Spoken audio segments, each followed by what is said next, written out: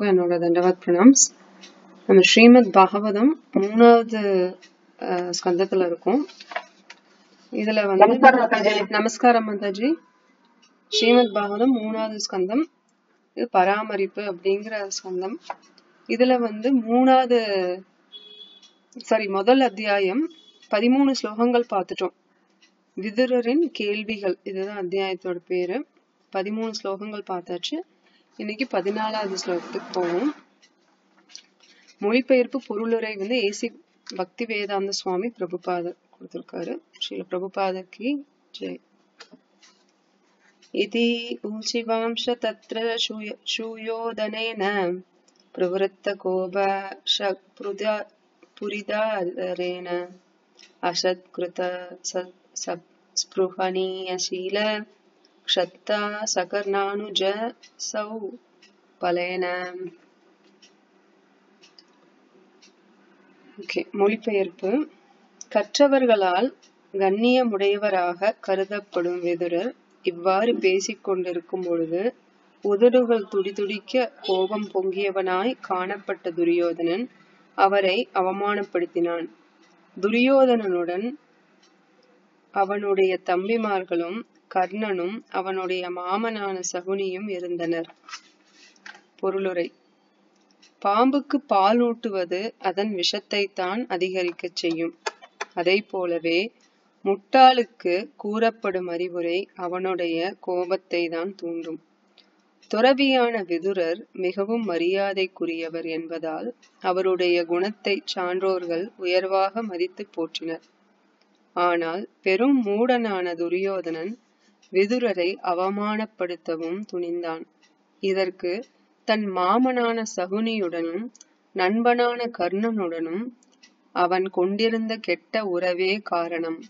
இவர்கள் எப்பொழுதும் துரியோதனனை தீய செயல்களை செய்யும்படி தூண்டி வந்தனர். ஹரே கிருஷ்ணா. சோ இந்த 14வது ஸ்லோகம் உங்களுக்கு புரிஞ்சிருக்கும். நம்ம போன பகவதம் கிளாஸ்ல பேசினதோட கண்டினியூஷன் தான். விதுரர் வந்து ஒரு உயர்ந்த பக்தர், சிறந்த ஆலோசகர். அதுக்கப்புறம் அவரு வந்து ரொம்ப கண்ணியமுடையவர் இல்லையா, மற்றும் துறவி. மற்றவருக்கு அதாவது மரியாதைக்குரியவர் அப்படின்னு நிறைய அவரோட சிறந்த குணங்கள் எல்லாம் இதுல சொல்லப்பட்டிருக்கு. எதனால அப்படின்னா, ஒரு வைரத்தோட மதிப்பு அந்த வைரத்தை பத்தியே தெரியாத ஒரு ஆள்கிட்ட கொண்டு போய் கொடுத்தோம்னா அது வெறும் கல்லு அப்படின்னு தான் சொல்லுவாங்க, அது வைரம்னு தெரியாது. அது போல இவ்வளவு சிறந்த குணங்கள் உடையவர். ஒரு பொதுவாவே பகவானோட பக்தர்களுக்கு வந்து சிறந்த குணம் ஆட்டோமேட்டிக்கா வர ஆரம்பிச்சிடும். இதுல ஆச்சரியப்படுறதுக்கு ஒண்ணுமே இல்லை. எவ்வளவோ மோசமான நிலையில இருந்தா கூட பக்தின்னு வரும்போது அவங்களுக்கு அந்த சிறந்த குணங்கள் வந்துரும். பகவானோட குணங்களே அவங்களுக்கும் வந்துரும். இந்த குணங்களோட குவான்டிட்டி வேணா கம்மியா இருக்கலாம், பகவான் அளவுக்கு அனந்தமா இருக்காது நமக்கு. பட் அவரோட அந்த தெய்வீக குணங்கள் நமக்கும் வர ஆரம்பிச்சிடும். ஏன்னா பக்தி பண்றதுனால. யாருக்கு? பகவான், பரமபுருஷ பகவானுக்கு பக்தி பண்றதுனால. அது வரலன்னா இப்ப நம்ம ப்ராப்பரா இன்னும் பக்தி பண்ண ஆரம்பிக்கலன்னு தான் அர்த்தம். இதுல ஒரு கதை வந்து கிருஷ்ணலீலையில ஒரு இடத்துல வரும். திருடன் ஒருத்தன் பகவான் கிருஷ்ணர், குழந்தை கிருஷ்ணரோட அழக கேள்விப்படுவான். அழகு கேள்விப்படுறது இல்ல, கிருஷ்ணர் வந்து எந்த அளவுக்கு அந்த நகைகள் எல்லாம் அணிஞ்சிருப்பாரு, அழகா இருப்பாரு இல்லையா, அந்த பர்டிகுலர் எபிசோடு அத கேள்விப்படுவான். அப்ப அவனுக்கு வந்து அட்ராக்ஷன் எதுல வரும்? திருடனுக்கு ஆப்வியஸா கிருஷ்ணன் மேல வராது இல்லையா, இந்த நகை மேல வரும். சரி, நம்ம போய் அந்த சின்ன பையன் அவ்வளவு நகை போட்டிருக்கானாமே, அவனை ஏமாத்தி நம்ம அந்த நகைகளை வாங்கிக்கலான்னு போவாரு. அந்த சமயத்துல ஒளிஞ்சு நின்னு பாக்கலான்னு பாக்கும்போது கிருஷ்ணரோட அழகுல மெய்மறந்து நின்றுவான். அப்ப திருட வந்தவனை மெய்மறந்து நிக்கிற அளவுக்கு பகவானோட அழகு இருக்கும். இன்னொரு முறை சைத்தன்ய மகாபிரபு, கிருஷ்ணரே வந்து ராதாவோட மூட்ல வந்தவர் சைத்தன்ய மகாபிரபு கலியுகத்துல வந்தாரு. தன்னை வந்து கடவுள்னு சொல்லிக்கல, கிருஷ்ணர் வரும்போது கிருஷ்ணர் நான் கடவுள்னு சொன்னாரு. ராமர் வரும்போது அவரு சொல்லிக்கல, ஏன்னா மனித ஒரு ராஜாவா தான் வந்தாரு இல்லையா. அப்ப அவரும் சொல்லிக்கல தான் கடவுள்னு. கிருஷ்ணரை தவிர வேற யாருமே கடவுள்னு சொல்லிக்கல.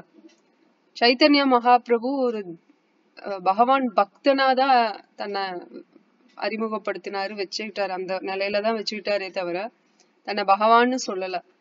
ஒன்லி அந்த கான்பிடென்ஷியல் டிவோட்டிஸ் இருப்பாங்க, ரொம்ப அந்த அந்த ஆழமான ரகசியத்தை தெரிஞ்சுக்கிறதுக்கு தகுதியுடைய ஒரு சில பேர்த்துக்கு மட்டும்தான் தன்னோட ரூபத்தை காமிச்சாரே தவிர எல்லாத்துக்கிட்டையும் அவர் போய் நான் பகவான் எல்லாம் சொல்லவே இல்லை.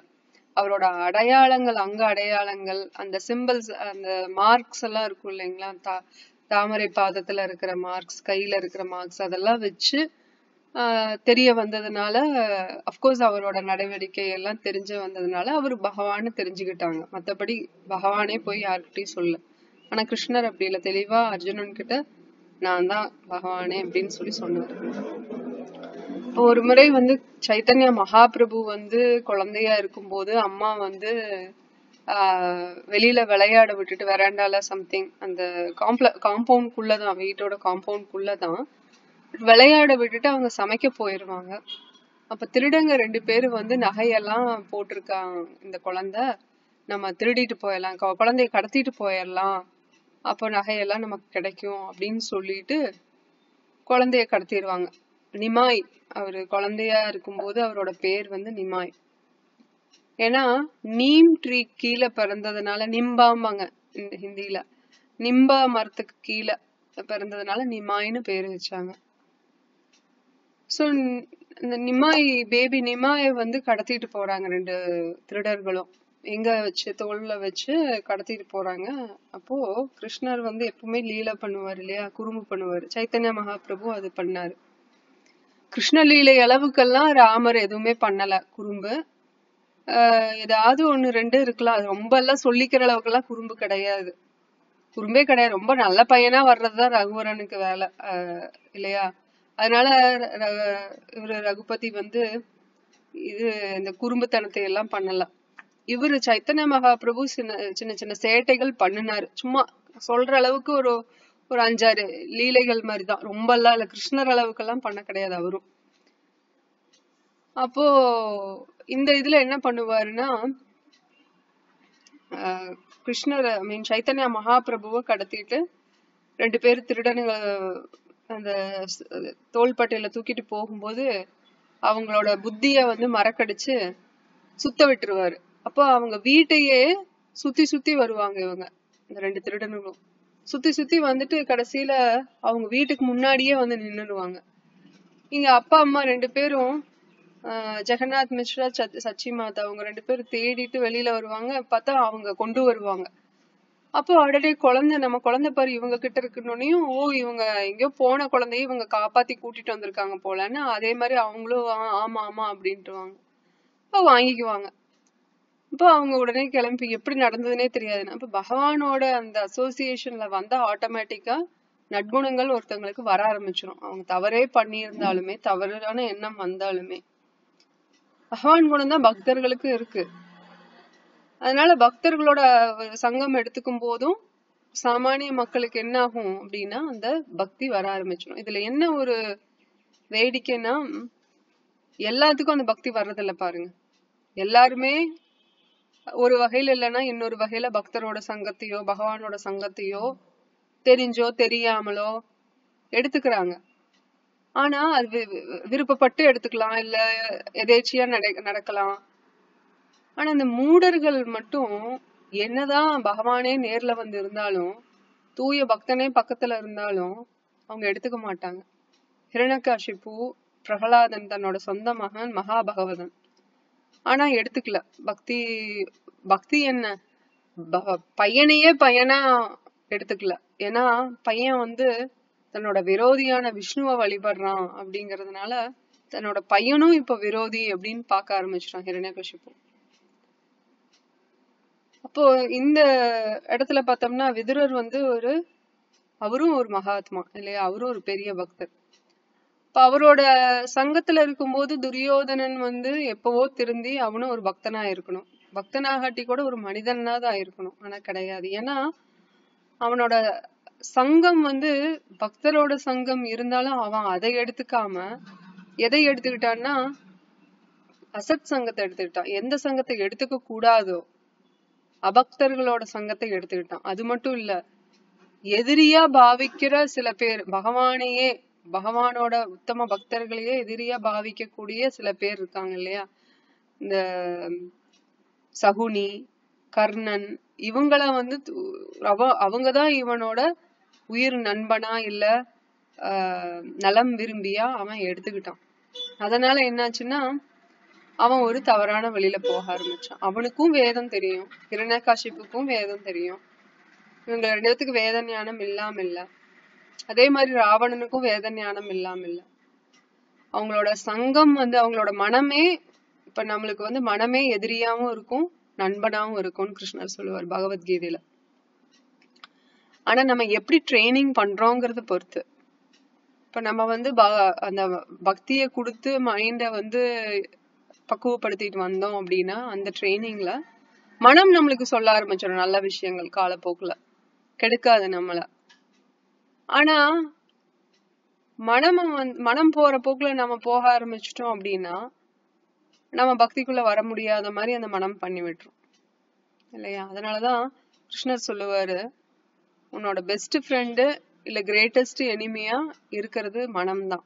ஆனா நம்ம தான் அதை எப்படி வச்சுக்கணும், பெஸ்ட் ஃப்ரெண்டா வச்சுக்கணுமா இல்ல எதிரியா வச்சுக்கணுமா, எதிரியா இருக்குமா அப்படிங்கறது நம்ம தான் அதை பார்த்து செயல்படணும் அப்படிம்பாரு. இப்ப ட்ரைனிங் கொடுக்கணும், மனதுக்கு வந்து ட்ரைனிங் கொடுக்கணும் அப்படின்னு சொல்லுவாரு. இங்க வந்து துரியோதனன் வந்து ரெடி ஆயிட்டான் விதுரரை வந்து அவமானப்படுத்துறதுக்கு. இது புதுசு கிடையாது. ஆனா இப்ப அவனை வந்து உச்சக்கட்ட நிலைக்கே போயிட்டான். அவரோட தரத்தை வந்து மரியாதை கொடுக்காம, அவரோட தகுதி என்னன்னு தெரியாம, பகவான் வந்து நம்ம ஏற்கனவே இதை டிஸ்கஸ் பண்ணியிருக்கோம் இல்லையா, பகவான் வந்து தன்னை மதிக்கிறவங்களை விட தன்னோட பக்தரை மதிக்கிறவங்களதான் பகவானுக்கு பிடிக்கும். பகவான் என்னைக்குமே வந்து என்னை வந்து நீ மதிச்சிரு, எனக்கு மதிப்பு கூடு, நீ என்ன மட்டும்தான் இது பண்ணணும்னு சொல்றது கிடையாது. அப்கோர்ஸ் பகவத்கீதையில சொல்றாரு அப்படின்னா அந்த பகவத்கீதை எல்லாரும் கை கிடைக்கிறது இல்ல, எல்லாரும் அதை படிக்கிறது இல்ல, படிச்சாலும் புரியறது இல்ல, புரிஞ்சாலும் பக்தி செய்யறது இல்ல, பக்தி செஞ்சாலும் அதை நிரந்தரமா கன்டினியூ பண்றது கிடையாது இல்லையா. எத்தனையோ விஷயங்கள் நம்மளை தடுக்குது. ஆதி ஆத்மீக, ஆதி பௌதீக, ஆதி தெய்வீகங்கிற அந்த 3 சக்திகளும் நம்மளோட மனமே நம்மளோட உடலே போதும் அதை தடுக்கிறதுக்கு. அதுக்கப்புறம் நம்ம அடுத்தவங்களை நம்ம குற்றம் சொல்றதுக்கு முன்னாடி நம்மளோட மனமும் நம்மளோட உடலுமே சரி அப்புறம் பண்ணிக்கலாம், இப்பவே நம்ம பக்தி பண்ணணுமா, இப்பவே அதை கேட்கணுமா, கிளாஸ் கேட்கணுமா அப்படிங்கிற எண்ணம் அந்த இது நம்மளுக்கு வந்துருச்சு அப்படின்னா அந்த புத்திசாலித்தனம் தான் சொல்லும், இல்ல கொஞ்ச நேரம் நம்ம படிச்சிட்டோம்னா இன்னத்த கடமையை நம்ம செஞ்ச மாதிரி ஒரு மன திருப்தி கிடைக்கும். இன்னைக்கு நான் இத்தனை ரவுண்ட் சாண்டிங் பண்ணேன், இன்னைக்கு நான் பிரசாதம் சாப்பிட்டிருக்கேன், பகவான் நைவேத்தியம் பண்ணிதான், பகவானுக்கு நைவேத்தியம் பண்ணிதான் சாப்பிட்டிருக்கேன், இன்னைக்கு நான் வந்து பகவதமும் பகவத்கீதையும் படிச்சிருக்கேன், கேட்டிருக்கேன், எனக்கு திருப்தி, இன்னத்த நாள் திருப்தி. இன்னைக்கு என்னோட உடல்ல இருந்து ஆத்மா போனாலும் நான் யமலோகத்துல போய் நிக்க வேண்டியதில்லை, யமதூதர்கள் வந்து எனக்கு கேள்வி கேட்க மாட்டாங்க. ஏன்னா இன்னைக்கு நான் நாமத்தை சொல்லியிருக்கேன், ஹரிநாமத்தை, இன்னைக்கு நான் ஹரிபக்திய பண்ணியிருக்கேன், எனக்கு முடிஞ்ச சாதனைய இத பண்ணியிருக்கேன். சாதனைனா இந்த நம்ம டெய்லிக்கும் செய்யற அது என்ன சொல்லுவாங்க, டியூட்டிஸ், பக்தியில செய்யற அந்த வைதி சாதன பக்திம்பாங்க இல்லையா, டெய்லிக்கு செய்யற கடமைகளை நம்ம செய்யறது. நம்மளுக்கு இயற்கையா அந்த பகவான் மேல அன்பு வருது அப்படிங்கறதுப்போ நம்ம இந்த மாதிரி டியூட்டிஸா அதை செய்ய வேண்டியது இல்லை.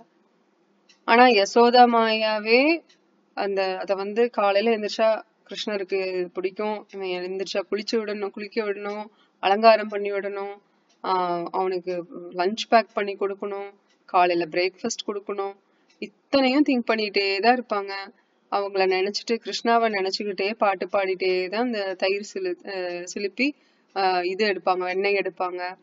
கிருஷ்ண ஸ்மரணம் அங்க இருந்துகிட்டே இருக்கும்.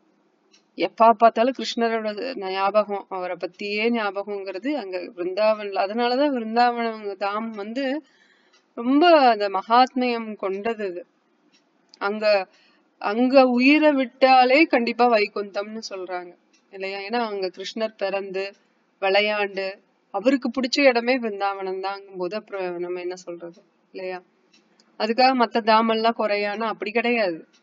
அத பத்தி அதனோட சிறப்பு அது சொல்லியிருக்காங்க. நம்ம ஸ்ரீவில்லிபுத்தூர் சிறப்பை கேட்டா அதுவும் சிறப்பா தான் சொல்லியிருப்பாங்க. அப்புறம் ஸ்ரீரங்கத்தை பத்தி கேட்டா அதையும் சிறப்பா தான் சொல்லியிருப்பாங்க. விருந்தாவனம்ங்கிறது அவர் பிறந்து வளர்ந்து விளையாண்டு சேட்டை பண்ணது அதை நம்ம இன்னும் கேட்டுக்கிட்டே இருக்கிறோம் இல்லையா? எல்லா சம்பிரதாயமுமே இப்போ ராமானுஜாச்சாரியா மத்வாச்சாரியா யாரா இருந்தாலும் சரி, அந்த கிருஷ்ணலீலைன்னு வந்துட்டு அது விருந்தாவனம் தான் இல்லையா? ஸ்ரீரங்கமாட்டம் அதெல்லாம் வந்து வேற மாதிரி லீலைகள் தானே தவிர, குழந்தை பருவம் லீலை எல்லாரும் சிரிச்சு முகத்துல சிரிப்போட ரசிக்கிற ஒரு சந்தோஷமான லீலை வந்து இந்த குறும்புக்கார லீலை கிருஷ்ணா, அது விருந்தாவனம் தான். அதுக்கு நிகர் எதுவும் இல்லதான்.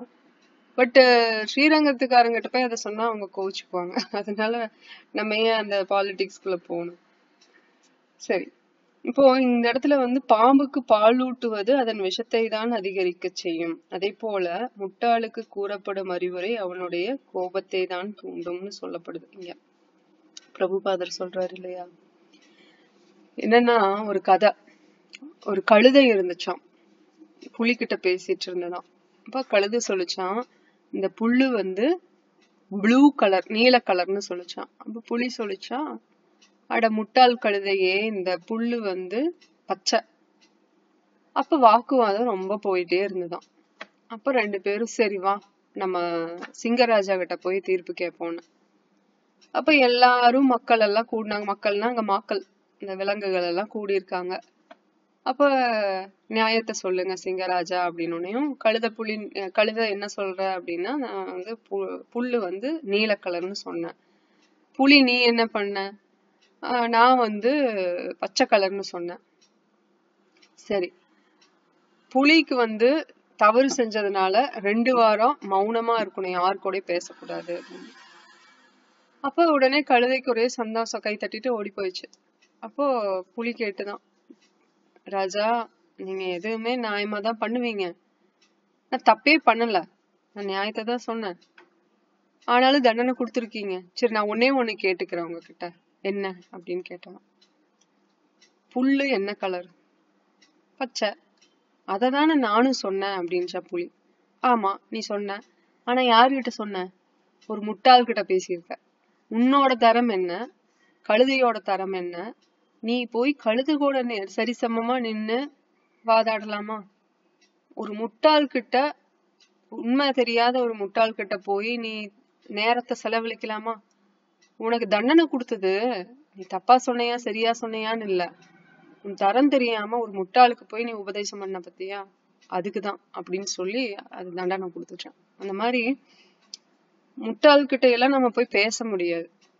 நம்ம எவ்வளவு தூரம் எக்ஸ்பிளைன் பண்ணாலும் நம்ம நேரம் தான் வீணாகும். இது நம்ம பல முறை உதாரணங்கள்ல பார்த்திருக்கோம். ஜீவ கோஸ்வாமி சைத்தன்ய சரிதாமிரதத்துல வந்ததுன்னு சொன்னேன்ல, ஒரு பண்டிதர் வந்து தான் தான் பெரியவன் சொல்லி எல்லாத்துக்கிட்டையும் போய் டிபேட் பண்ணுவாரு. சமஸ்கிருதத்துல நான் தான் பண்டிதன், வேதத்துல பண்டிதன், எனக்கு போட்டி போடுறவங்க யாராவது இருந்தா வாங்கன்னு. யாருமே வரமாட்டாங்க, ஏன்னா வந்தா தோத்துருவோன்னு. அப்படியே வந்தாலும் தோத்துருவாங்க, உண்மையாவே தோத்துருவாங்க. அப்ப அவரு எல்லா பக்கம் ஊர் ஊரா எல்லா பக்கம் சுத்திட்டு கடைசியில இங்க வருவாரு ரூப கோஸ்வாமி சனாதன கோஸ்வாமி கிட்ட. அப்ப அவங்க கிட்ட வரும்போது அவங்க இல்ல நாங்க பண்ணல, வாதாட வரல அப்படிங்கும் போது, இந்த விவாதத்துக்கெல்லாம் நாங்க வரலங்கும் போது, அப்படின்னா ஒரு பேப்பர்ல கையெழுத்து போட்டு கொடுங்க, நான் தான் உயர்ந்தவன் பண்டிதன் அப்படின்னு சொல்லி கையெழுத்து போட்டு கொடுங்க, எனக்கு நேர் யாரும் இல்ல, எனக்கு நிகர் வந்து யாரும் இல்ல அப்படின்னு. ஓ அவ்வளவுதானே அப்படின்னு சொல்லிட்டு அவங்க 2 பேரும் கையெழுத்து போட்டு கொடுப்பாங்க. அப்ப அவங்களோட மருமகனான ஜீவ கோஸ்வாமிக்கு விஷயம் தெரிய வரும். இப்ப ஜீவ கோஸ்வாமி கிட்டயும் அந்த பண்டிதர் வந்து உங்க மாமன்கள் 2 பேரும் கையெழுத்து போட்டு கொடுத்துட்டாங்க, நீ என்கிட்ட நீயும் விவாதம் பண்ண மாட்டேன்னு நினைக்கிறேன், அதனால நீ கையெழுத்து போட்டு கொடுத்துருன்னோனையும், அது எப்படி என் மாமன்கள் எல்லாம் உங்களோடையெல்லாம் சரிசமமா போடுற அளவுக்கு அவங்க ஒண்ணும் கீழே தரத்துல இல்ல, உங்களோட பேசுறதுக்கு நானே போதும் அப்படின்னு சொல்லி அந்த பண்டிதர் கூட விவாதம் பண்ணி ஜீவ கோஸ்வாமி ஜெயிச்சிருவாரு. அத போய் மாமன்கள் கிட்ட சொல்லும் போது மாமன்கள் திட்டுவாங்க இல்லையா, உங்களுக்கு ஞாபகம் இருக்கும் அந்த கதை.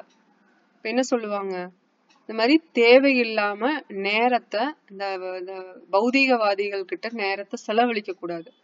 ஏன்னா அவங்களோட போனோம்னா அவங்க புத்தியும் நமக்கு வர ஆரம்பிச்சிடும், நம்மளோட நேரமும் தேவையில்லாம செலவாகும். இப்ப அவங்கிட்ட நம்ம ப்ரூவ் பண்ணி என்ன பார்க்க போறோம் இல்லையா? அவங்க கிட்ட நம்ம நல்லவன், இல்ல நான் ஒரு சிறந்த பக்தன், இல்ல நான் ஒரு சின்சியரான பக்தன்னே சொன்னாலும் அவங்க அத அவங்களோட ஆங்கிள் இருந்து தான் பார்ப்பாங்க. என்ன நம்ம சொன்னாலுமே இப்ப எல்லாத்துக்கும் ஒரு லென்ஸ் வச்சிருப்பாங்க இல்லையா? இப்போ என் கையில ஒரு லென்ஸ் இருக்குன்னா உங்க கையில ஒரு லென்ஸ் இருக்கும், இன்னொருத்தவங்க கையில இன்னொரு லென்ஸ் இருக்கும். இப்போ அவங்க கிட்ட இருக்கிற லென்ஸை வச்சுதான் பார்ப்பாங்க. சாஸ்திரத்தோட லென்ஸ் வழியா பார்க்க மாட்டாங்க, பக்தி ஞானத்து வழியா பார்க்க மாட்டாங்க. அவங்க கிட்ட என்ன லென்ஸ் இருக்கும், அந்த லென்ஸுங்கிறது என்னன்னா அவங்களோட அனுபவம், அவங்களோட கல்வி, அவங்களுக்கு இது வரைக்கும் தெரிஞ்ச ஞானம், அதை வச்சுதான் பார்ப்பாங்க. நம்மளையா அதை வச்சுதான் தராசுல எடை போடுவாங்க. இப்ப அவங்க கிட்ட நம்ம ஈக்குவலா நம்ம பேசுறதுங்கிறது அப்படி இன்கேஸ் அது நேரம் செலவாகும், அவங்க நம்மளோட பக்திய புரிஞ்சுக்க மாட்டாங்க, பக்தி பாதைய பக்தி மார்க்கத்தை புரிஞ்சுக்க மாட்டாங்கன்னா அவங்கள விட்டு விலகிடணும். இந்த இடத்துல அவமானப்படுத்துற துரியோதனன் கிட்ட இருந்து அததான் விதுரர் பண்ண போறாரு.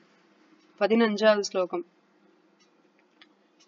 கயேனம் அத்ரோபஜுஹாவ ஜிம்ஹம் தாஷ்யா சூதம் யத்பலினைவ புஷ்ட தஸ்மின் பிரதீப பிரக்ருத்ய ஆஸ்தே நிர்வாஷ்யதாமாஷு புராஜ் வசாயன.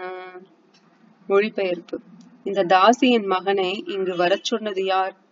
கபடனான இவன் யாருடைய பிச்சையால் வளர்ந்தானோ அவர்களுக்கு எதிராகவே செயற்படுகிறான்.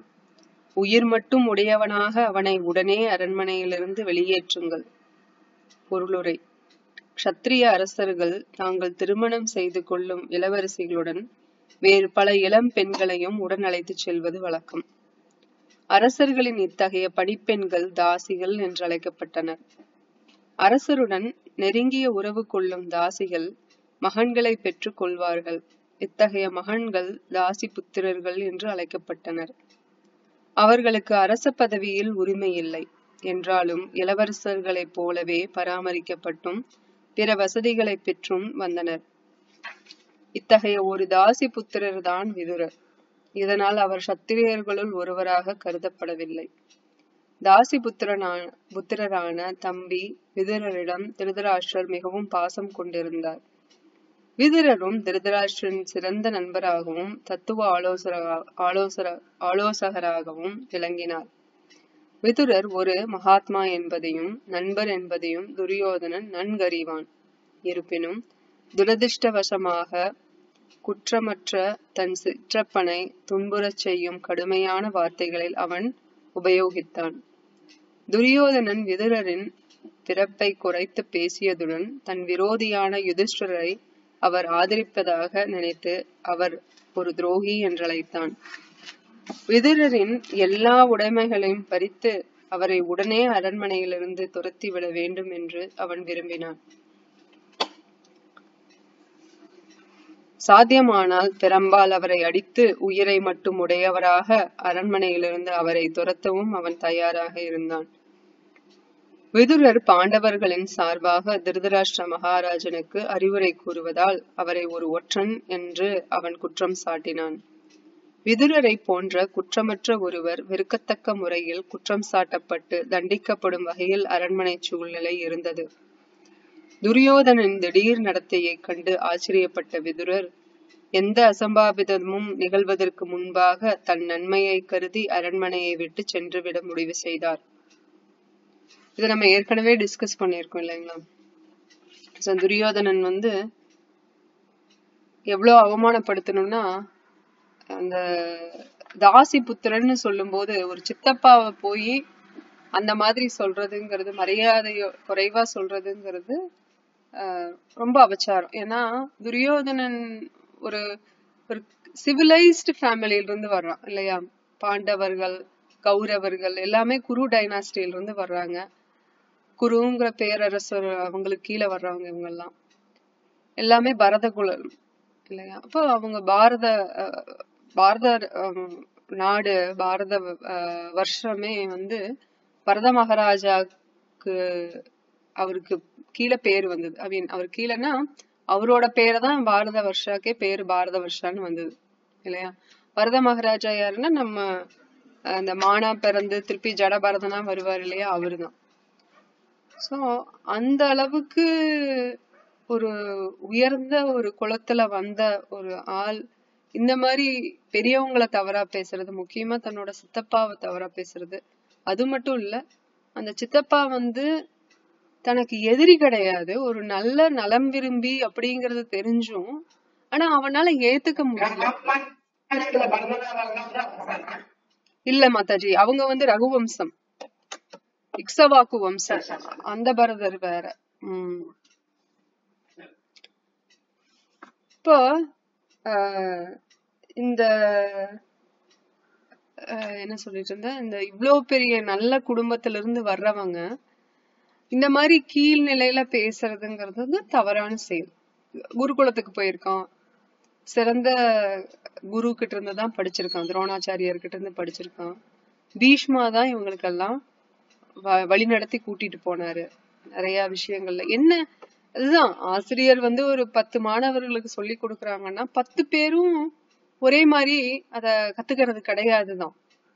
அவங்களோட குணம்னு ஒண்ணு இருக்கு இல்லையா, அந்த முட்குணங்கள்ல அவங்க எந்த குணத்துல முக்கியமா ஆக்ட் ஆகுறாங்கிறது ஒண்ணு இருக்கு. சத்தகுணம், ரஜகுணம், தமகுணம்ங்கிறது எல்லாத்தையுமே ஆட்டி படைச்சாலுமே ஆனா அவங்க எந்த குணத்துல ப்ராமினென்டா இருக்காங்க அப்படின்னு.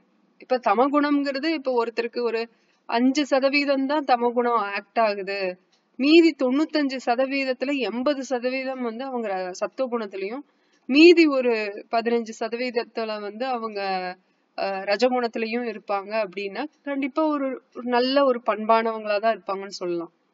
95% வந்து சத்துவகுணம்னா கண்டிப்பா இன்னுமே அவங்க ஆச்சாரத்தோட நடந்துக்குவாங்கன்னு சொல்லலாம். ஆனா இவன் இருந்த குணம் வந்து ரஜகுணம் தான் அதிகமா இருந்தது, தமகுணமும் ரஜகுணம் தான் அதிகமா இருந்தது, சத்துவகுணம்ங்கிறது அங்க காணும். இந்த மகாபாரதத்துல இல்ல அதுல இவங்க கமெண்ட்ரிஸ் எழுதுறவங்க இல்ல அந்த கதைய சொல்றவங்க சில பேரு கர்ணனை துரியோதனனை மிகமப்படுத்தி பேசும்போது அவங்க முழுசா படிச்சாங்களா, எதை கேட்டு இப்படி பேசுறாங்க அப்படின்னு ஒரு ஆச்சரியம் வரும். அந்த வேணான்னு ஒரு அரசர் இருந்தான் பாத்தீங்களா, அந்த வேணாங்கிற அரசன் அங்க அரசனோட அங்க மகாராஜோட பையன் வேணா. அங்க மகாராஜ் நல்ல ஆள் தான், ஒரு சிறந்த ஆள், பக்தர். ஆனா அவருக்கு பிறந்த பையன் அப்படி கிடையாது. வேணா வந்து மோசமான ஆளு, அவன் ஒரு அசுரகுணம் படைச்சவன். அவன் என்ன பண்ணுவான், எங்க பிராமணஸ் வந்து வேதங்கள் கத்து கொடுக்கறாங்களோ, யாகங்கள் பண்றாங்களோ, இல்ல வைசியர்கள் எங்க பசுமாட்டு பாதுகாக்கிறாங்களோ அங்கெல்லாம் போய் அவன் தகராறு பண்ண வைப்பான், அவனோட ஆளுகளை அனுப்பிச்சு. அப்புறம் அந்த ஒரு நல்ல விஷயத்துல ஃபாலோ பண்றவங்க, வேத கலாச்சாரத்தை ஃபாலோ பண்றவங்களுக்கே இவன் எதிரியா இருந்தான். இப்போ ஒரு அசுர குணம்ங்கிறது அவனுக்கு இருந்தது, யாருக்குமே பயப்படாம இருந்தான். ஆனா ஒருத்தருக்கு பயப்பட்டான், யாருன்னா பிருகு மகாராஜ், பிருகுமுனிக்கெல்லாம். ஏன்னா பிருகுமுனி கோபத்துல கண்ணை திறந்தாலே எதுக்கால இருக்கிறவங்க பஸ்பம் ஆயிடுவாங்க, அந்த தீக்கு இரையாயிருவாங்க. அதனால இந்த அசுரர்கள் வந்து பிருகுமுனி கிட்ட வச்சுக்க மாட்டாங்க. இந்த மாதிரி துர்வாசர், பிருகுமுனி கோபக்கார ஆட்கள் கிட்ட எல்லாம் வச்சுக்க மாட்டாங்க. ஏன்னா அவங்க கிட்ட போனாலே சாபம் விட்டுருவாங்க, உடனே பஸ்பமாக்கிடுவாங்க. அதனால அவங்க கிட்ட இருந்து கொஞ்சம் விலகி இருப்பாங்க. மத்தவங்க கிட்ட எல்லாம் இவங்க வாழாட்டுவாங்க. வேணா அந்த மாதிரிதான் இருந்தான். ஹிரண்யகசிப்பு பாத்தீங்கன்னா பிருகுமுனிக்கும் கூட பயப்பட கிடையாது. பிரம்மா, சிவா, விஷ்ணு 3 பேர்த்துக்கு தவிர அவங்க 3 பேத்துக்கும் பயங்கிறது இல்ல, அவங்கள நெருங்க மாட்டான். மத்தபடி இந்த 3 லோகத்தையும் ஆட்டி படைச்சான் இவன் ஹிரண்யகசிப்பு. தேவி தேவர்கள் இருந்து பெரிய பெரிய முனிவர்கள் இருந்து எல்லாருமே அவனுக்கு கீழே. அவனுக்கு வந்து அவனுக்கு நமஸ்காரம் பண்ணணும், அவனை பத்தி அவனுக்கு பிரார்த்தனை பண்ணணும், அவனை பத்தி பிரேயர்ஸ் பண்ணணும். தினசரி அவனுக்கு வந்து பூமியே என்ன பண்ணுவாங்க, பயந்துட்டு அவனுக்கு பயந்துட்டு அந்த பயிர்கள் எல்லாம் விளைவிச்சு கொடுக்கறது. யாரும் வந்து மேனுவல் லேபர் யாரும் பண்ண வேண்டியதில்லை, ஆட்டோமேட்டிக்கா எல்லாமே நடக்குதான். அப்ப 33 கோடி தேவர்களுக்கு வந்து வேலைகள் இருக்கு. என்னென்ன வேலைன்னா, தண்ணி மழை வர வைக்கிறது இந்திரனுக்கு வேலை, அக்னிக்கு வந்து இந்த தீ விஷயங்கள்லாம் நெருப்பு விஷயங்கள்லாம் வந்து இப்ப ட்ரை ஆகுது அப்படின்னா அது வாயுவோட வேலை, பேர்ன் ஆகுது ஒரு விஷயம்னா அது வந்து அக்னியோட வேலை அப்படின்னு சொல்லிட்டு அத்தனை அதிபதிகள் இருப்பாங்க இல்லையா, ஒவ்வொரு விஷயத்துக்கும் அதிபதி இருப்பாங்க இல்லையா, அவங்களுக்கெல்லாம் அந்த டிபார்ட்மெண்ட் கொடுத்து கிருஷ்ணருக்கு கீழே இவங்க எல்லாம் பண்றாங்க. ஆனா இவங்க எல்லாத்தையும் அடிமையாக்குனதுனால ஹிரண்யகசிபு ஒத்த ஆளா அவனே எல்லாத்தையும் மேனேஜ் பண்ணணும். ஏன்னா அவனுக்கு வந்து அந்த அசிட்டிக் யோகிக் பவர் இருந்தது. அத்தனை தபஸ்யா, ஆழமான தபஸ்யா பண்ணதுனால அவ்வளவு வருஷம் இல்லையா, 100 ஆண்டு காலங்கள், தேவி தேவர்களோட கணக்கு படி 100 ஆண்டு காலம்ங்கிறது லட்சக்கணக்கான வருஷங்கள்.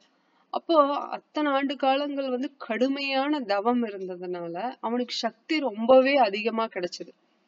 அப்ப அந்த சக்தி எதுக்கு நிகர் அப்படின்னா அந்த சாகா வரம் மாதிரி நிகர். பட் கண்டிப்பா யாருமே பிறப்புன்னு இருந்தா இறப்புங்கிறது ஒண்ணு இல்லாம இருக்காது. அந்த புத்தி கூட அவனுக்கு இல்லை, இவ்வளவு அறிவு இருந்தும். இப்ப எல்லாத்தையும் அடக்கி ஆண்ட அவனுக்கு புலன்களை அடக்க தெரியல.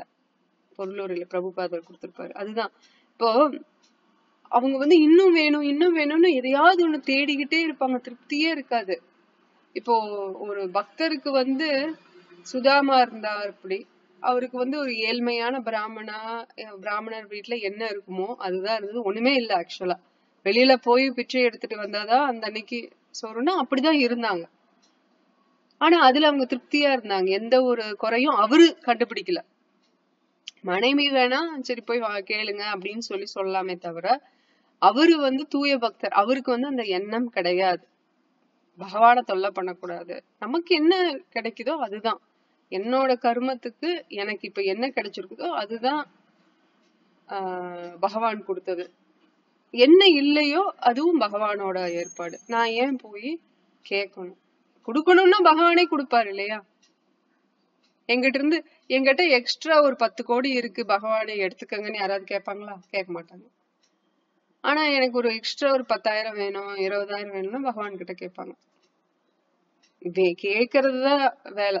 சாமானிய மக்கள் கேட்டுக்கிட்டேதான் இருப்பாங்க, குடுக்கறதெல்லாம் இல்ல. பகவானுக்கு குடுக்கறதுங்கிறது வந்து ஏதாவது பிசினஸ் டீலிங்ஸ்ல நடக்கும் இல்லையா. அந்த பக்தியோட முதிர்ச்சி வந்தாலே ஒழிய இந்த பிசினஸ் டீலிங்ஸ் போய்கிட்டு தான் இருக்கும். இது பண்ணா நான் இது பண்றேன், இது கொடுத்தா நீ அமைதி கொடு, நான் பக்தி பண்றேன். பக்தி பண்ணா அமைதி வரும் அப்படின்னா இல்ல, எனக்கு பக்தியை கொடுத்தா நான் அமைதியா இருக்கு, ஐ மீன் அமைதியை கொடுத்தா நான் பக்தி பண்றேன். ஒருத்தவங்க சொல்றாங்க, எனக்கு தெரிஞ்சவங்க, பல வருஷத்துக்கு முன்னாடி அவங்க மாமிசம் சாப்பிடுவாங்க, வேண்டாம், அவங்க வந்து கிறிஸ்தவத்துல இருந்தாங்க. அப்போ இது சாப்பிடுறது தவறு அப்படிங்கறது பைபிள்லயே இருக்கு அப்படிங்கறத சொன்னா அவங்க ஜீசஸே என்கிட்ட வந்து சொல்லட்டும், அப்ப நான் விட்டுறேன் அப்படின்னாங்க. ஃபர்ஸ்ட் ஆஃப் ஆல், இப்ப பிரைம் மினிஸ்டர் சொன்னாரு, மோடி சொன்னாரு அப்படின்னு ஒரு பேப்பர்ல இருக்குன்னா அதை பார்த்துதான் தெரிஞ்சுக்கணும். பேப்பர்ல இருக்கு சொல்றாங்க, ஓகே. இல்ல எனக்கு பிரைம் மினிஸ்டர் போன் பண்ணியோ நேர்லயோ வந்து சொன்னாதான் நான் ஒத்துக்குவேன் அப்படின்னா வருவாங்களா? அந்த அளவுக்கு தகுதி எனக்கு இருக்கா? பிரைம் மினிஸ்டர் நேர்ல பாக்குற அளவுக்கு தகுதி எனக்கு இருக்கா? இது போல பகவான் நேர்ல வந்து சொல்லணும், இல்ல பகவானோட மெசஞ்சர், பகவானோட பக்தர் மகாபாகவத் அவங்க வந்து எனக்கு நேர்ல சொல்லணும் அப்படின்னா அதுக்கு உண்டான தகுதியை நான் வளர்த்திருந்தா கண்டிப்பா அவங்க நேர்ல வந்து சொல்லுவாங்க. அந்த தகுதி வளர்க்கல அப்படின்னா எங்க இருக்கோ அந்த விஷயம், எங்க இருக்கோ கொடுக்கப்பட்டிருக்கோ, எல்லாத்துக்கும் பொதுவா இருக்கோ. இப்ப லைப்ரரிங்கிறது எல்லாத்துக்கும் பொதுவான ஒரு விஷயம், அங்க புஸ்தகங்கள் நிறைய இருக்கு, யாரும் மறைச்சு ஒளிச்சு வைக்க போறது இல்ல இல்லையா. உங்களுக்கு தேவையான கல்வியை அதுல போய் கத்துக்கிறோம், யூனிவர்சிட்டிஸும் இருக்கு. ஆனா விருப்பப்பட்டு போய் கத்துக்காம குறை மட்டும் சொல்லிட்டு எனக்கே நேர்ல வரணும் அந்த விஷயம் அப்படின்னா, அதாவது அவங்க சொன்னவங்களே நேர்ல வந்து சொல்லணும்னா அது எப்படி சாத்தியமாகும்? சாத்தியமாகும்னா அதுக்கு நம்ம தகுதியை வளர்த்திருந்தா கண்டிப்பா சாத்தியமாகும். அர்ஜுனன் நண்பன், நெருங்கிய நண்பன் கிருஷ்ணனுக்கு, அத்தை பையன் மாமன் பையன் உறவுலதான் இருக்காங்க இல்லையா. கிருஷ்ணர் வந்து மாமன் பையன் அர்ஜுனனுக்கு, ரொம்ப க்ளோஸும் கூட. ஒரே பெட்ல படுத்து கிண்டல் அடிச்சுக்குவாங்க, விளையாண்டுக்குவாங்க, எட்டி உதைப்பான். அர்ஜுனன் வந்து கிருஷ்ணரை எட்டி உதைச்சு விளையாடுவான். இப்ப பாகவதம்ல வரும், கிருஷ்ணர் பிரியறப்போ அவன் ஃபீல் பண்ணுவான், கிருஷ்ணர்னு தெரியாம பகவான்னு தெரியாம நான் அப்படியெல்லாம் பண்ணிருக்கனே, தப்பு பண்ணிட்டனே அப்படின்னு சொல்லி ஃபீல் பண்றது, அதெல்லாம் வரும், நம்ம படிப்போம். அது ஐ திங்க் ஃபர்ஸ்ட் கேண்டோல சிலது வரும், பின்னாடி சிலது வரும். அப்படி க்ளோஸா இருக்கிற அர்ஜுனனுக்கே அந்த திவ்ய சக்ஷு பகவானோட அனுகிரகத்துல அந்த விராத்த ரூபத்தை வந்து காமிக்கும் போது அவனுக்கு அந்த கண் பார்வை, அந்த சிறப்பு கண் பார்வை அவனுக்கு அந்த டைம்ல இல்ல. கிருஷ்ணர் கொடுத்ததுக்கு அப்புறம்தான் அர்ஜுனனால அந்த விராத்த ரூபத்தை பார்க்க முடிஞ்சது. கிருஷ்ணர் கொடுக்கணும் அந்த தெய்வீக சக்திய, கிருஷ்ணர் கொடுத்தாலே ஒளிய அந்த கிருஷ்ணரோட அனுகிரகம் பிராப்தம் இல்லாம நம்மனால ஒண்ணுமே பண்ண முடியாது. சரி, நம்ம இது அடுத்த ஸ்லோகத்துக்கு போவோம். பதம் 16. ஸ்வயம் தனுர்த்வரரி நிதாய மாயாம் பிராது புரோ மர்மசு தாடிதோபி சயித்னம் அத்யுல்பண கர்ண பானைர் கதவ்யாதோ யாத் உருமானயான. மொழிபெயர்ப்பு. இவ்வாறு காதுகளில் பாய்ந்த கொடிய சொல் அம்புகளால் இதயத்தில் தாக்கப்பட்ட போதிலும் விதுரர் மனம் கலங்காமல் வில்லை வாயிலில் வைத்துவிட்டு தமையனின் அரண்மனையை விட்டு வெளியேறினார். புறசக்தியின் செயல்கள் மேலானவை என்று கருதிய அவர் அதற்காக வருத்தப்படவில்லை.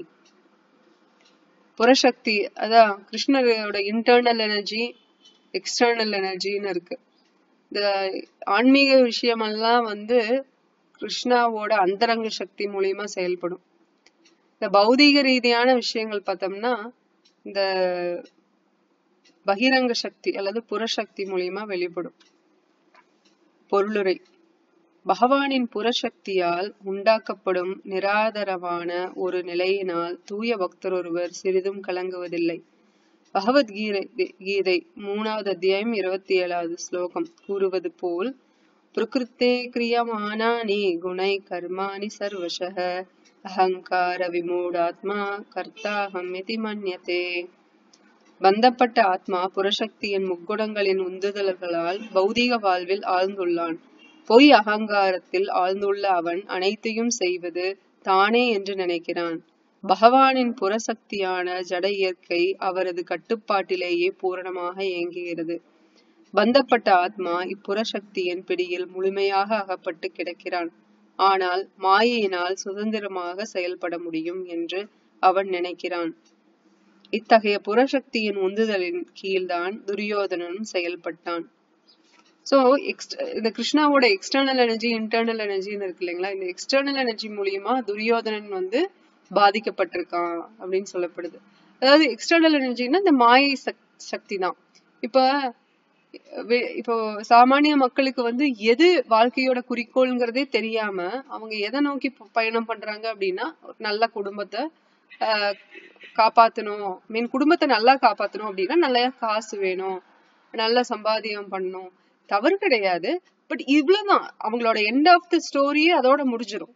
நல்லா வாழணும், அவ்வளவுதான். நல்லா வாழணுங்கிறதுதான், என்ஜாய் பண்ணி வாழணும். பக்திங்கிறது வந்து தியாகம் பண்ணி அந்த மாதிரி தபஸ்யா பண்ணி விரதம் இருந்து அப்படியெல்லாம் கஷ்டப்பட்டு ஒரு வாழ்க்கை வேணுமா? அவன் பிறக்கிறதே ஒரு ஜென்மம் தான். இது பாருங்களேன், எவ்வளவு அறியாமையில இருந்தா ஒரே ஜென்மம் தான், பிறப்புங்கிறது ஒரே ஜென்மம்ங்கிற ஒரு முட்டாள்தனமான ஒரு எண்ணத்துல இருப்பாங்க பாருங்களேன். சோ பிறப்புங்கிறது ஒரு ஜென்மம் தான் பிறக்கிறோம், அதுலயும் கொஞ்ச காலம் தான் வாழ்றோம், அதுலயே நம்ம அனுபவிக்க கூடாது. Life is short, enjoy, life is game, play it அப்படின்னு அவங்களே ஒரு ஸ்லோகத்தை உருவாக்கி, இந்த ஸ்லோகன் அந்த ஸ்லோகன், பகவத்கீதை ஸ்லோகத்தை எல்லாம் விட்டுருவாங்க. ஆனா அவங்களா மேனுஃபேக்சர் பண்ணுவாங்க, தயாரிப்பாங்க, இந்த ஸ்லோகம் அந்த ஸ்லோகம்னு சொல்லிட்டு அதை நோக்கி வாழ்க்கை பயணத்தை மேற்கொள்ளுவாங்க. இப்ப அது எல்லாம் வந்து மாயை சக்தியால நடக்குது. அப்ப அந்த அறியாமை இருக்கிறதுனாலதான் இந்த விஷயங்கள்லாம் நடக்குது. எப்ப நம்மளுக்கு அந்த ஒரு ஞான தீபேன அந்த ஞான தீபம் நம்மளுக்கு கிடைக்குதோ அப்ப நம்மளுக்கு புரிஞ்சிடும் நம்ம எவ்வளவு காலம் முட்டாளா இருந்துட்டோம், எவ்வளவு காலம் நம்ம வீண் பண்ணிட்டோம் பக்தியில இல்லாம அப்படிங்கிற ஒரு உணர்தல் நமக்கு வந்துரும் ஆட்டோமேட்டிக்கா. இல்லைன்னா இதேதான் அவங்க சாமானிய மக்கள் என்ன பண்றாங்களோ அதேதான் எல்லாரும் பண்ணிட்டு போவாங்க. இப்போ மாடர்ன் இதுதான் இந்த மாடர்ன் சம் டெக்னாலஜி வந்திருக்கா, எல்லாரும் அதை ஃபாலோ பண்றது. கொஞ்ச காலத்துல அது பிரேக் டவுன் ஆகுதா, திருப்பி புதுசா என்ன வந்திருக்கோ அதை எல்லாரும் ஃபாலோ பண்றது.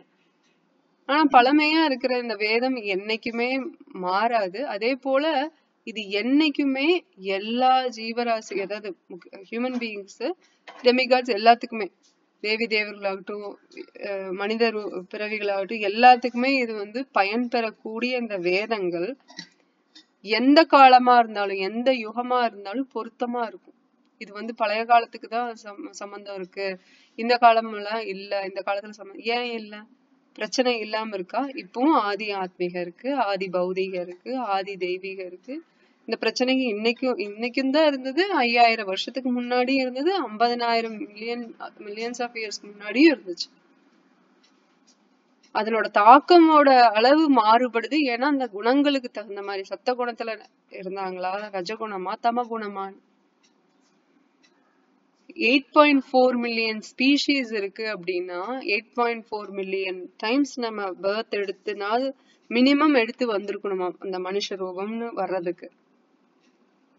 அப்ப அந்த ரூபத்துல வந்துட்டா நம்மளுக்கு கை காலு புத்தி எல்லாமே தெளிவா இருக்கு அப்படிங்கும்போது, ஏன்னா இப்ப பாம்புன்னா கால் இல்ல கை இல்ல, இதுக்கு பறவைனா கை இல்ல ரெக்கைதான் இருக்கு, மிருகங்கள்னா எந்திரிச்சு நடக்க முடியாது. ஐ மீன் அவங்கனால 4 கால்கள்ல தான் அவங்கனால நடக்க முடியும், கையினால செப்பரேட்டா கிடையாது. சோ அந்த மனுஷ ரூபத்தை தவிர மத்த எல்லாத்துக்குமே ஏதாவது ஒரு வகையில் இல்லைன்னா இன்னொரு வகையில அவங்க கீழ்நிலையில தான் இருக்காங்க. புத்திசாலித்தனத்தை முதற்கொண்டு அந்த உடல் குவாலிட்டிஸ் முதற்கொண்டு எல்லாமே அவங்களுக்கு கீழ்நிலையில இருக்காங்க, லோவர் லெவல்ல. பட் மனுஷங்க அப்படி கிடையாது. அவங்களுக்கு அந்த புத்திசாலித்தனம் இருக்கு. கை கால் ஊனமற்றவங்களா இருந்தாலும் கூட, எப்படி வில்வமங்கல் தாக்கூர் கிருஷ்ணருக்கு கண்ணனுக்கு பாட்டு பாடுவார். கண்ணு குருடானதுக்கு அப்புறம் உட்கார்ந்துட்டு தன்னைத்தானே குருடாக்கிக்குவாரு. ஏன்னா கண்ணு இருந்தா தானே அந்த மாயையில போய் நான் மாட்டுவேன்னு சொல்லிட்டு. அப்போ அந்த கண்ணு எல்லாமே பகவானை நினைச்சிட்டு அவரோட ரூபத்தை நினைச்சிட்டு அந்த குழந்தை கிருஷ்ணரை நினைச்சுக்கிட்டே கீர்த்தனம் பண்ணிட்டே இருப்பார். அப்போ கிருஷ்ணர் முன்னாடி உட்காந்து அப்படியே ரசிச்சுக்கிட்டே இருப்பாராம் இவர் பாடுற அழக. இப்ப கண்டிப்பா ஊனம்ங்கிறது வந்து ஒரு ப்ராப்ளம் கிடையாது பக்திக்கு. பக்திக்கு வந்து பணமும் ப்ராப்ளம் கிடையாது, மனம் ஒண்ணுதான் வேணும். அதுதான் ப்ராப்ளம் பண்ற ஒரு விஷயம் இல்லையா? ஏன்னா சுதாமா பணம் இல்லதான் பக்தி பண்ணலையா, துக்காராம் பணம் இருந்துதான் பக்தி பண்ணலையா, அவர் இன்னும் நம்ம அவரை பத்தி பேசலையா, பிரகலாத மகாராஜுக்கு நிம்மதியே கிடையாது, அவரு எல்லாத்துக்கும் பிரபஞ்சத்துக்கே ராஜா ஆயிட்டான் ஹிரண்யகசிபு. இந்திரர்ல இருந்து எல்லாருமே அவனுக்கு கீழே. அவன் அப்படி புருவத்தை தூக்குனா தேவி தேவர்கள் எல்லாம் நடுங்குவாங்க, என்ன வேணுமோ செய்யறதுக்கு தயாரா இருக்காங்க. அவன் எல்லாத்தையும் மேனேஜ் பண்ணிட்டு இருக்கான். இவங்க பண்ற வேலையெல்லாம் அவன் சும்மா அப்படி பார்த்தாலே அந்த வேலை தன்னால நடக்குது. ஏன்னா எல்லாரும் பயந்து ஆட்டோமேட்டிக்கா செய்ய ஆரம்பிச்சிடுறாங்க. அப்படி இருக்கிறப்போ அவனோட பையன் எந்த அளவு அந்தஸ்துல உயர்ந்தவனா இருக்கணும், ஆனா அந்த அந்தஸ்து உண்மையான அந்தஸ்து கிடையாதுங்கிறது அந்த 5 வயசு பையனே புரிஞ்சு பக்தியில இருந்தது. அவன் எதிரியா பார்த்த ஹிரண்யகசிபு எவ்வளவு டார்ச்சர் கொடுக்க முடியுமோ அவ்வளவு டார்ச்சர் கொடுத்தான். மன நிம்மதியே கிடையாது, எந்த நேரத்துல வேணாலும் சொந்த அப்பாவே கொல்றதுக்கு தயாரா இருக்காங்கிறதையும் தெரிஞ்சு அவரு பக்தி பண்ணிட்டு இருந்தாரு. அப்ப நிம்மதியும் இல்ல. பணம் இருந்தா நிம்மதி இருக்குமானா கிடையாது பிரகலாத் மகாராஜ் கேஸ்ல. சரி பணம் இருந்தா பக்தி பண்ணிடலாமா அப்படின்னா இவரு சுதாமா கிட்ட பணம் இல்ல, ஆனா பக்தி பண்ணாரு. அந்த மாதிரி மனம் நம்ம கிட்ட இருந்ததுன்னா போதும், பக்தி பண்ணணுங்கிற ஆசை இருந்தா போதும், நம்ம பண்ணிடலாம். எக்ஸ்டர்னல் எனர்ஜி பகவானோட அந்த புறசக்தியோட கட்டுப்பாட்டுல இருக்கிறவங்க எல்லாருமே கட்டுண்ட ஆத்மான்னு சொல்றோம் இல்லையா? எல்லாருமே தான். யாரு முக்தி அடைஞ்சிருக்காங்களோ, இப்ப பெரிய ஆச்சாரியர்கள் இருக்காங்கன்னா அவங்க எல்லாம் தான் அந்த நித்திய பக்தர்கள் தான் அந்த முக்தி நிலையில இருப்பாங்க. இங்கேயே பூமியிலேயே வந்து பிறந்த மாதிரி காமிச்சுக்கிட்டாலும், அவங்களோட நார்மலா நம்மளுள்ள ஒருத்தங்க மாதிரி அவங்க நடந்துகிட்டாலுமே அவங்க எல்லாம் வந்து நித்தியமா அவங்க முக்தி நிலையில தான் இருக்காங்க. ஏன்னா அவங்க எதுக்குமே கலங்க மாட்டாங்க. வெளியில பார்த்தா அப்படி தெரிஞ்சாலுமே உள்ளார கலங்காம தான் இருப்பாங்க. பட் பௌதீக ரீதியா நம்ம மத்தவங்க இருக்காங்க பாத்தீங்களா, வாழ்ந்துட்டு இருக்கிறவங்க, பௌதீக வாழ்வுல ஆழமா இருக்கிறவங்க எல்லாம் பந்தப்பட்ட ஆத்மாக்கள்னு சொல்லப்படுது. ஏன்னா ஒரு விஷயம் நடந்தா அவங்க சீக்கிரமா தாக்கப்பட்டுருவாங்க. துரியோதனனுக்கு வந்து ஒரு இன்செக்யூரிட்டி தான். எங்க துரியோதனன் விதுரர் பேசுறத அவங்க அப்பா திருதராஷ்டிரன் கேட்டுட்டு தனக்கு எகெயின்ஸ்டா ஏதாவது நடந்துருமோ, தனக்கு இந்த ராஜ்யம் முழுசா வராம போயிருமோங்கிற அந்த இன்செக்யூரிட்டி தான் காரணம். இந்த பொருளுரையை கண்டினியூ பண்றேன். விதுரரின் நல்ல அறிவுரையை அவன் ஏற்றுக்கொள்ளாததுடன் மகாத்மாவும் சிறந்த நர்மமான விதுரரை அவன் அவமதிக்கவும் செய்தான். விதுரர் ஒரு தூய பக்தர் என்பதால் இதை அவரால் உணர முடிந்தது. புறசக்திக்கு அடிமைப்பட்டிருந்த துரியோதனன் தனது சொந்த சீரழிவை நோக்கி முன்னேறுவதை விதுரரால் காண முடிந்தது.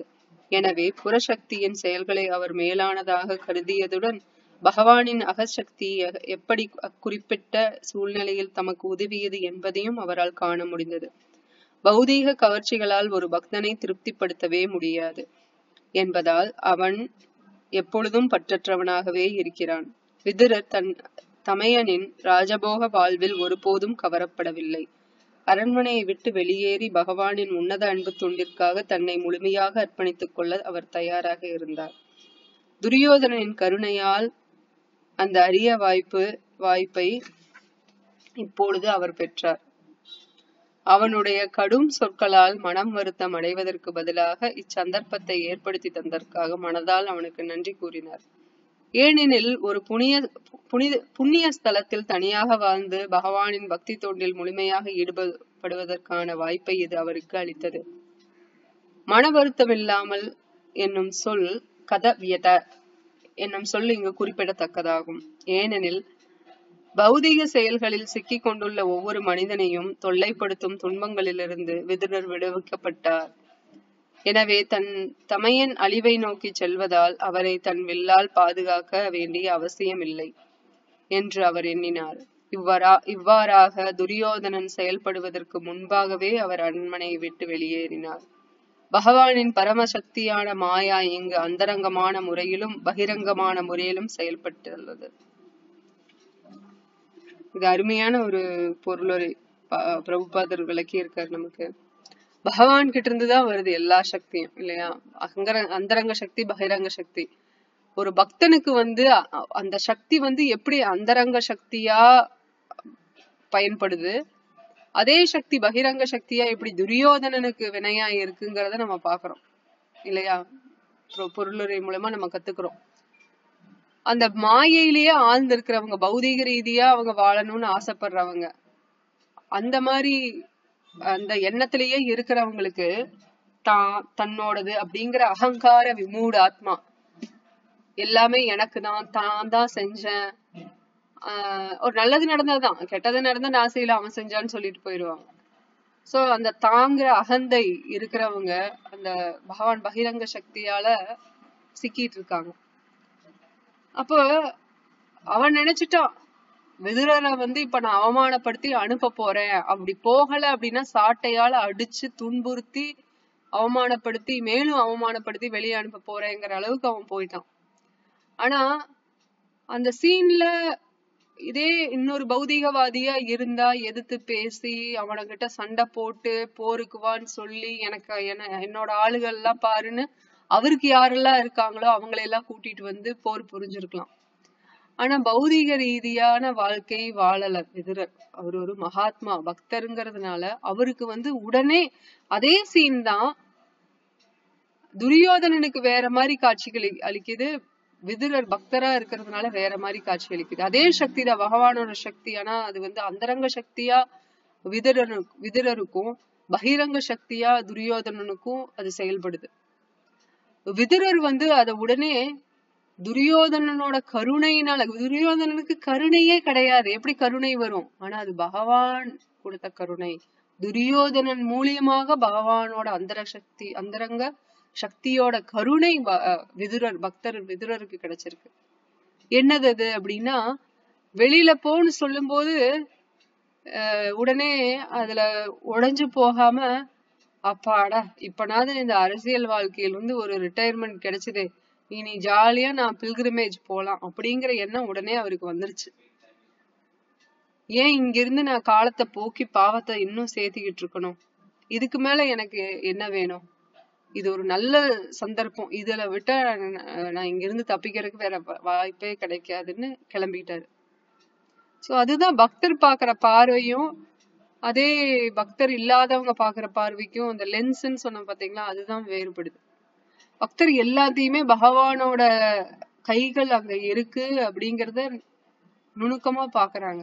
கண்டிப்பா இது பகவானோட ஏற்பாடு, எனக்காக பகவான் இதை ஏற்பாடு பண்ணியிருக்காரு. என்னோட பக்தி இன்னும் அதிகரிக்கிறதுக்காக நம்மளுக்கு ஒரு துன்பம் வருது, ஒரு இடைஞ்சல் வருது, ஒரு வாய்ப்பு தவறுது அப்படின்னா அது பக்தரா இருக்கிறவங்க எப்படி பார்ப்பாங்கன்னா, பகவானோட கருணையினால இதெல்லாம் நடந்திருக்கு, நல்ல வேலை. எதுக்கு நடந்ததுன்னு எனக்கு இப்ப தெரியல, புரிய வைக்கும் போது அவரு புரிய வைப்பாரு. விருப்பப்பட்டா புரிய வைப்பாரு, இல்லைன்னா புரிய வைக்க மாட்டாரு, அது அவரோட இஷ்டம். ஆனா எனக்கு இது நல்லதுன்னு படுது, பகவான் பண்ணியிருக்காரு, அதனால இது சிறப்பு அப்படிங்கிற அந்த மனப்பக்குவம் இருந்தாலே அவங்களுக்கு மன சஞ்சலப்படாது. எந்த ஒரு வருத்தமுமே அவங்களுக்கு வருத்தத்தை கொடுக்காது இல்லையா? அந்த கட்டுண்ட ஆத்மாக்களுக்கு தான் அந்த வருத்தம் எல்லாம். ஏன்னா அவங்க பாடிலி கான்சியஸா தானே இருக்காங்க. பக்தர்கள் அந்த கான்சியஸ் கிடையாது, பாடிலி கான்சியஸ் கிடையாது. எல்லாமே ஜீவேர ஸ்வரூப ஹோய் கிருஷ்ணேர நித்யதாஸ் அப்படிங்கிற அந்த கான்சியஸ்ல இருக்கிறதுனால அவங்களுக்கு அந்த செயல் எல்லாமே பகவானோட அனுகிரகம்ங்கிறதுனால அதை ஏத்துக்குவாங்க, மனசார ஏத்து அதுல எப்படி நான் பக்தியை அதிகப்படுத்தலாம், பகவான் கிட்ட இன்னும் நான் எப்படி அதிகமா நெருங்கலாம் அப்படிங்கறதான் பார்ப்பாங்க. சரி, இதோட முடிச்சுக்கலாம். நன்றி. ஹரே கிருஷ்ணா. வஞ்சா கல்பத்ரூபஸ்ய கிருபா சிந்துப்யேவ பதிதானாம் பாவனேபியோ வைஷ்ணவேபியோ நமோ நமः. ஸ்ரீல பிரபுபாத் की जय, गंधराज श्रीमद् भागवतम की जय. All glories to the assembled devotees. Hare Krishna. வேற கேள்விகள் இருக்குங்களா?